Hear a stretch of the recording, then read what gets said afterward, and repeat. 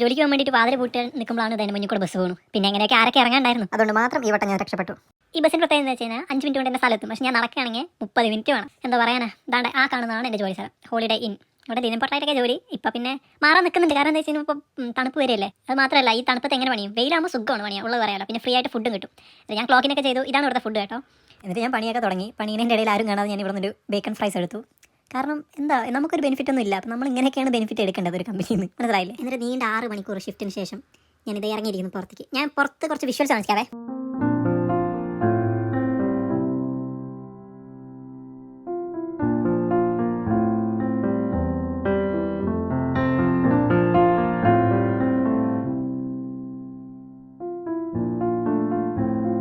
മതി മ്യൂസിക് നിർത്ത്.